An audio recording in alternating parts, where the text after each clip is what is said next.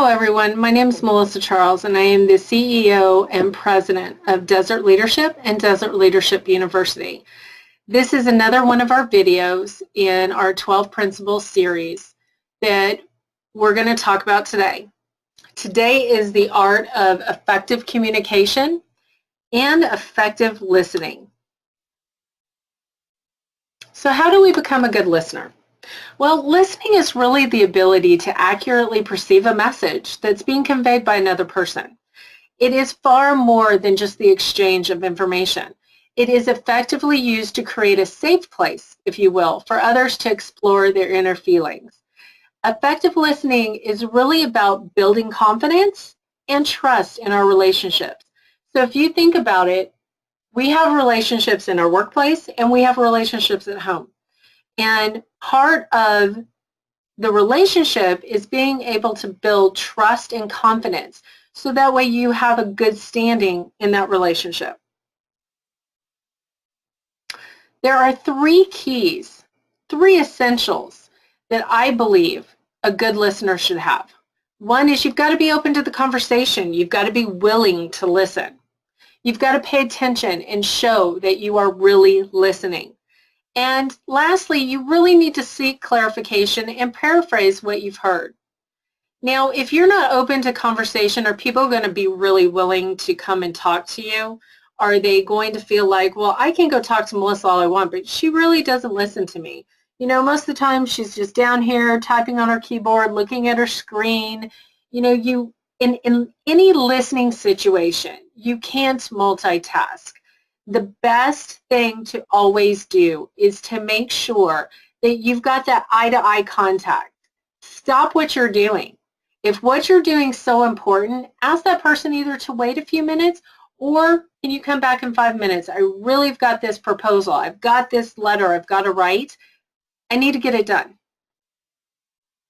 You've got to pay attention and show you're really listening. Again, the eye-to-eye contact is huge. If you guys do that, I'm telling you, that is going to increase your effective listening tenfold. So let's go ahead and ask you, how good of a listener are you? Rate yourself 1 to 10, 10 being excellent, 1 being poor. And I'm going to give you just a moment to do that.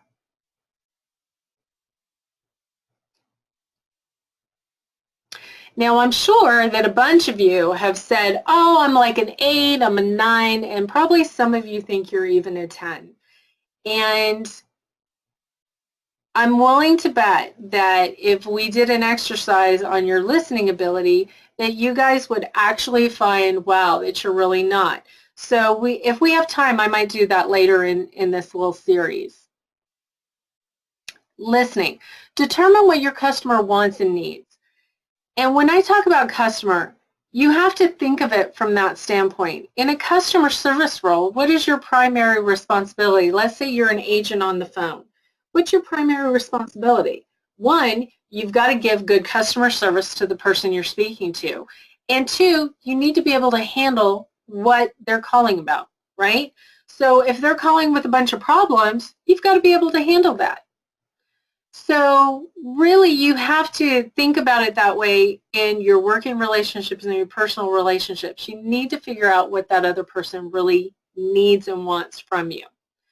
You've got to prevent the misunderstandings and errors. And if you're actively listening, you're paying attention, you're seeking that clarification, you're not going to have those misunderstandings, because anything that you're not hearing or you're not understanding what you're hearing, you're going to be able to ask those questions to find out more.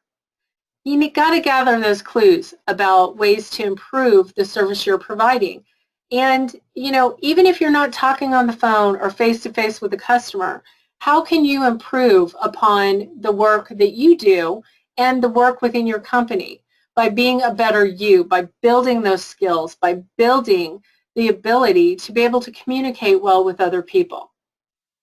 You've got to build long-term relationships. So if you think about this, communication is just a form of another building block, if you will, in building those long-term relationships. Because if people really feel they can talk to you, then of course they're going to feel safe with you. They're going to feel like, wow, we're building trust.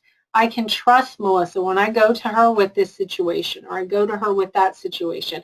I'm going to know Melissa's going to be there for me and she's going to give the very best to me. Do you guys know the difference between sympathy and empathy? And I know we can see it on the screen, but really what you have to think about is sympathy is really where you're identifying and even taking on that person's emotional being, emotional state.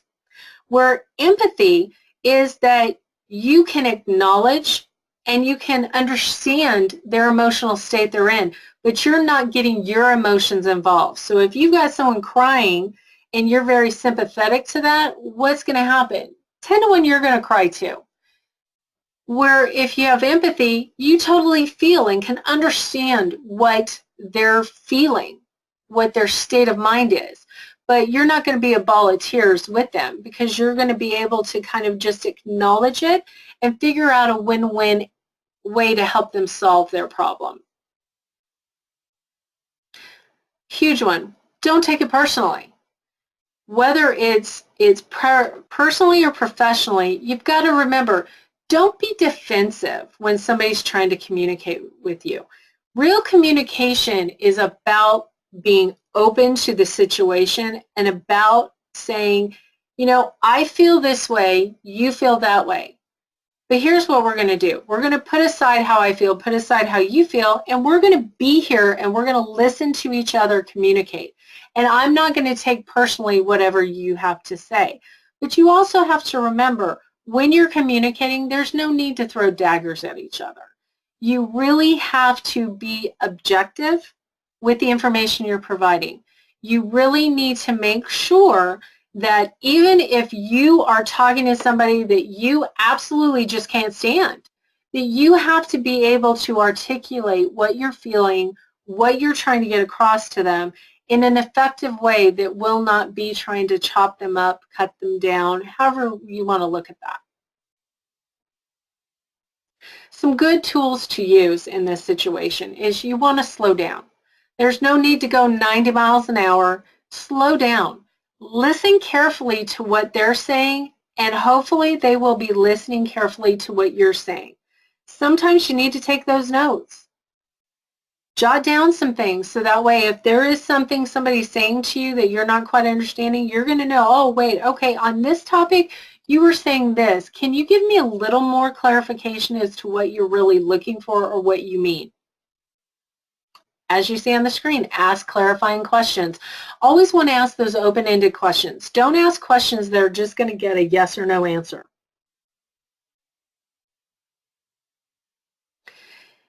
Dealing with difficult situations, we will come back to that another time. What I'd like to go ahead and tell you guys today is that we are definitely going to be adding more and more videos for you to watch on a variety of topics. Our 12 principles of leadership are really what our core belief is in building a great leader for today and for tomorrow. Communication, conflict resolution. These are just some of the topics within our 12 principles of leadership that we're going to be teaching to you guys and putting more videos on there. If you want more information, definitely check out my YouTube channel and make sure to subscribe.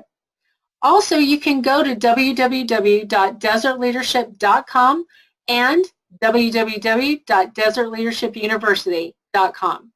Thanks so much, and I'll see you again soon.